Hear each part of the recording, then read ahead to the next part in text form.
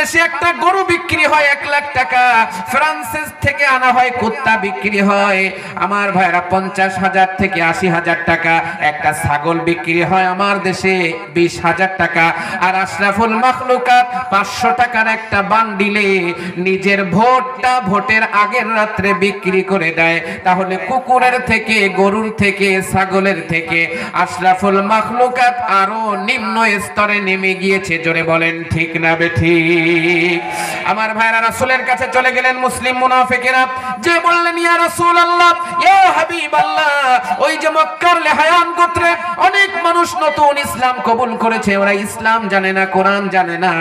আপনি যদি আপনার কয়েকজন সাহাবীকে আমাদের সাথে দেন, ওরা গিয়ে এদেরকে ইসলাম শিখাবে, কোরআন শিখাবে। আল্লাহর রাসূল মুসলিম মুনাফিকদের ধোঁকাবাজি মোটেও বুঝতে পারলেন না। আমার মুসলমান ভাইরা, হযরতে আসিম সহ 10 জনের একটা টিম আল্লাহর রাসূল রেডি করলেন আর বললেন এদেরকে নিয়ে যাও, এরা নব মুসলিমদেরকে কোরআন শিখাবে, ইসলাম শিখাবে। মুসলিম মুনাফিকেরা আমার মুসলমান ভাইরা রওনা হয়ে গেলেন, ওই যে মক্কার লেহায়ান গোত্রের কাছে চলে গেলেন। রাত নেমে এলো, সূর্য ডুবে গেল, রাতের আধার নেমে এলো, আর পিছন দিক দিয়ে মুসলিম মুনাফিকেরা ডিগবাজি মেরে পালিয়ে গেল। সাতক্ষীরার মুসলমানেরা ভালো করে লক্ষ্য করেন, যেই কথাটা আমি আপনাদেরকে বোঝাতে চাই। এমন সময় চতুর্দিক থেকে কাফের বেঈমানেরা তীর, ধনুক, তলোয়ার নিয়ে ক্ষিপ্র গতিতে ছুটে আসলো। এসে বলল আগে আসিমকে গ্রেফতার করো। আসিম ব্যাপারটা বুঝতে পারলো। আসিম বলল বন্ধুরা, জীবন যদি বাঁচাতে চাও তাড়াতাড়ি করে পাহাড়ের চূড়ায় আশ্রয় গ্রহণ করো, আমরা ধোঁকায় পড়ে গেছি, আমরা বিপদে পড়ে গেছি। এমন সময় আমার ভাইয়েরা কয়েকজন সাহাবী পাহাড়ের চূড়ায় উঠে গেলেন আর কয়েকজনকে গ্রেফতার করে ফেললেন। কোন সময় যারা উপরে উঠে গিয়েছিল ওদেরকে তীর, ধনুক নিক্ষেপ করতে আরম্ভ করলো। তীরের প্রচন্ড আঘাতে হযরতে যায়েদ বিন হাসানা শহীদ হয়ে গেলেন। হযরতে আসিম রাদিয়াল্লাহু তাআলা আনহু তীরের আঘাতে জর্জরিত হয়ে গেলেন। হযরতে আসিম তীরের আঘাত প্রাপ্ত হয়ে সিজদায় পড়ে গেলেন। সিজদায় গিয়ে কেঁদে কেঁদে বললেন, কাবার মালিক, আমার বিদায় সালাম খালি আল্লাহর রাসূলের দরবারে পৌঁছে দিও, আর আমার রক্তাক্ত লাশটা তুমি হেফাজত করবা। ওই কাফের সুলাফা যেন আমার মাথার মগজ দিয়ে মদ পান করতে না পারে। আমার মুসলমান ভাইরা, এমন সময় কয়েকজন জীবিত সাহাবীকে নিয়ে সুলাফার বাড়িতে চলে গেছে। সুলাফা ডাক দিয়ে বলছে, আমার মূল টার্গেট আসিমকে আমি দেখতে চাই। বন্ধুরা আমার ভাইরা, আমার কাফের সৈন্যরা আবার আসিমের লাশ দিতে আসছে। সে দেখে আসিমের লাশের চতুর্দিকে বড় বড় ভয়ঙ্কর কিছু পোকা চতুর্দিকে গুনগুন করে ভয়ঙ্কর গর্জন দিচ্ছে। আমার মুসলমান ভাইরা, তারা লাশের কাছেও যেতে পারলো না। এখন আপনারা বলেন, রব্বুল আলামিন আসমানের মালিক, মুমিনের লাশ, এই শাহাদাতের শহীদের লাশ, এই লাশকে হেফাজত করার ক্ষমতা আসমানের মালিক আল্লাহ রব্বুল আলামিনের। জোরে বলেন আছে না নাই? বন্ধুরা আমার ভাইরা আমার, এমন সময় জিবরাইল আলাইহিস সালাম হাজির হলেন।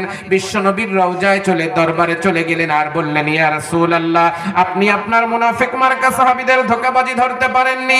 আপনার মুনাফিক মার্কা মুসলমানেরা আপনার 10 জন সাহাবীকে টাকার বিনিময়ে কাফেরদের হাতে তুলে দিয়েছে। অলরেডি ওরা কয়েকজনকে গ্রেফতার করে ফেলেছে, কয়েকজনকে ওরা শহীদ করে দিয়েছে। আপনার যায়েদ বিন হাসানা শহীদ হয়েছে। হযরতে আসিম রাদিয়াল্লাহু তাআলা আনহু শাহাদাতের মর্যাদা লাভ করেছে। নবীজি হযরতে আসিম শাহাদাতের পূর্ব মুহূর্তে আল্লাহর কাছে কেঁদে কেঁদে বলেছিলেন, কাবার মালিক রব্বুল আলামিন, আমার এই রক্ত মাখা লাশটাকে তুমি হেফাজত করবা, আর আমার বিদায় সালাম খানি আল্লাহর নবীর দরবারে পৌঁছে দিবা। আমার ভাইরা, নবীজি এই কথা শোনার সঙ্গে সঙ্গে আল্লাহর নবী হাউমাউ করে কান্নাকাটি শুরু করে দিলেন। আমার ভাইরা, নবীজি বললেন, আহারে, আমার পিছনে নামাজ পড়লো, আমার সামনে বসে জুমার বয়ান শুনলো, আমার সামনে বসে কোরআনের তাফসীর শুনলো, আমার সঙ্গে অনেকবার সফর করলো, যুদ্ধের ময়দানে অংশগ্রহণ করলো, আবার আমার 10 জন সাহাবীকে টাকার বিনিময়ে কাফেরদের হাতে তুলে দিয়ে কিভাবে তারা বেঈমানি করলো। আমার মুসলমান ভাইরা, ওই সময় কাফেরের বাচ্চারা, মুসলিম মুনাফিকেরা শুধুমাত্র 10 জন সাহাবীকে টাকার বিনিময়ে কাফেরদের হাতে তুলে দেয়নি। ওই সময় মুসলমানদের বহু গোপন তথ্য ওই কাফেরদের কাছে গিয়ে পাচার করত। আজও আমার বাংলাদেশের দিকে তাকান, আমাদের পিছনে নামাজ পড়ে, আমাদের সামনে বসে জুমার বয়ান শোনে, আমাদের সামনে বসে তাফসীর শোনে, আমাদের সামনে বসে কোরআনের আলোচনা শোনে, আবার আমাদেরকে মিথ্যা মামলা দিয়ে রাতের আধারে আমার ভাইরা অ্যারেস্ট বাণিজ্য করে তাদের পকেট ভারী করে। এই ঘাপটি মেরে থাকা মুনাফিক বাংলার জমিনে জোরে বলেন আছে না নাই? সাতক্ষীরার মুসলমানেরা, আমার মসজিদে আমার গ্রামে ইসলামী আন্দোলন করে কারা? দারসুল কোরআন দারসুল হাদিস পড়ে কারা? কারা মানুষদেরকে দিনের দাওয়াত দিয়ে দিনের কর্মী বানায়, রক্ষণ বানায়? এটা কিন্তু আমেরিকা, ইসরায়েল, চীন, রাশিয়া কিন্তু এটার খবর জানে না। আমার দেশের জালিম নেতারা কিন্তু এটার খবর জানে না। থানার ওসি সাহেব কিন্তু জানে না, আইসি জানে না, আমার ভাইরা ডিসি জানে না, পুলিশ সুপার জানে না। আমাদের মসজিদে কাতারের ফাঁকে ফাঁকে রুমাল মুড়ি দিয়ে ঘাপটি মেরে থাকা কিছু মুনাফিকের বাচ্চারা রাতের আধারে ইসলামী আন্দোলনের কর্মীদের নামের তালিকা ওদের হাতে উঠায় দেয়। তা না হলে ওরা জানলো কি করে কারা কারা ইসলামী আন্দোলন করে? জোরে বলেন ঠিক না বেঠিক? আমার মুসলমান ভাইয়ের, এই জন্য আল্লাহর রাসূলের হাতে কিয়ামতের ময়দানে হাউজে কাউসারের পানি কিন্তু এরা পান করতে পারবে না। সংক্ষেপে কথাগুলো বলছি আমার ভাইয়েরা। এবার আসেমের লাশটা পাহাড়ের চূড়ায় পড়ে থাকলো। কাফের সুরাফা বলল না, আমি আসেমের লাশ চাই। থার্ড টাইম যখন মুসলিম সাহাবীর লাশ আনতে গিয়েছে, কাফের সৈন্যরা যে দেখতেছে আসেমের লাশের উপরে ঘন কালো মেঘ জমা হয়েছে, আকাশ থেকে মুষলধারে বৃষ্টির বাড়ি ধারা আর পাহাড়িয়া ঝর্ণা ধারা, এই দুইটা স্রোত একত্রিত হয়ে আসেমের লাশটাকে কোথায় ভাসিয়ে দিল। তন্ন তন্ন করে খুঁজে আর কোথাও পাওয়া গেল না। ওই আসেমের লাশকে হেফাজতের ক্ষমতা আল্লাহ রব্বুল আলামিনের, জোরে বলেন আছে না নাই? ওয়া কানা আলাইনা নাসরুল মুমিনিন।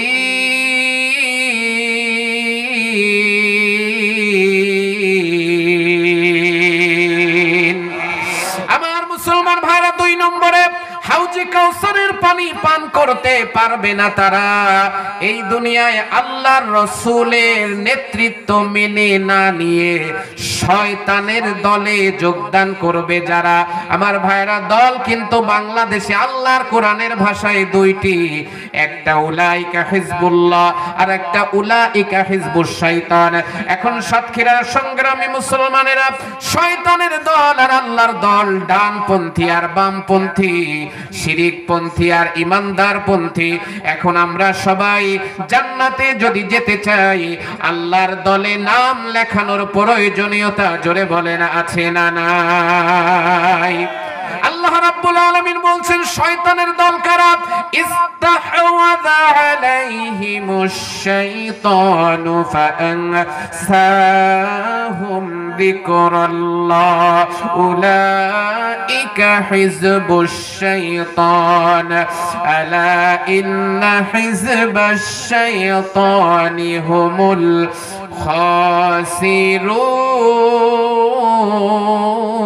খাসিরুন। জোরে বলুন আল্লাহু আকবার। আল্লাহ রাব্বুল আলামিন বলছেন যারা শয়তানের দলে যোগদান করবে এরা ক্ষতিগ্রস্ত হবে। এদের শয়তান এদেরকে আল্লাহর জিকির থেকে গাফিল করবে। এখন আসেন শয়তান কারা, ভালো করে লক্ষ্য করেন, আমার দিকে তাকান। সমস্যা হচ্ছে আপনাদের? আলোচনা কি আর কিছু সময় চলবে না বন্ধ হবে? আল্লাহ যেন কবুল করে নেয়, জোরে বলেন আমিন। সম্মানিত ভাইরা, শয়তান হচ্ছে 2 প্রকার, একটা হলো জিন শয়তান আর একটা হচ্ছে মানব শয়তান। জিন শয়তান আমরা দেখতে পাই না, কিন্তু মানব শয়তান কিন্তু আমাদের সমাজে অভাব নাই, জোরে বলেন ঠিক না বেঠিক? এই জন্য আমার ভাইরা, আসুন কিয়ামতের ময়দান যখন কায়েম হয়ে যাবে, আল্লাহ রাব্বুল আলামিন আপনার নেতার সঙ্গে আপনাকে ডাক দিবেন। এই জন্য নেতা ভালো হওয়া লাগবে। আল্লাহ পাক কোরআনুল কারীমের ভিতরে বলেন, ইয়াউমা নাদউ কুল্লা উনাসিম বিইমামিহিম ফামান উতিয়া কিতাবাহু বিয়ামিনিহি ফাউলাইকা ইয়াকরাউনা কিতাবাহুম ওয়ালা ইউযলামুনা ফাতিলা। চিৎকার দিয়ে বলুন আল্লাহু আকবার। আল্লাহ রাব্বুল আলামিন বলেন, remember the day when you shall call together all human beings with their respective imam, so whosoever is given his record in his right hand, such will read their records and they will not be dealt with unjust in the list. সূরা বনী ইসরাঈলের ভিতরে আল্লাহ পাক বলছেন, স্মরণ করো সেই দিনের কথা যেদিন প্রত্যেক ব্যক্তিকে তার দলের নেতা সহ ডাক দেওয়া হবে। তাহলে আগে যাবে নেতা, তারপরে যাবে কর্মী। এই জন্য নেতা ভালো হওয়া দরকার। জোরে বলেন আছে না নাই? আমার ভাইরা, আমাদের নেতা হলো বিশ্বনবী। এই নেতাকে নেতা মেনে নেওয়া লাগবে, কারণ আল্লাহর রাসূলের চরিত্র ফুলের মতো পবিত্র। এই কথার উপরে আমাদের বিশ্বাস। জোরে বলেন আছে না নাই?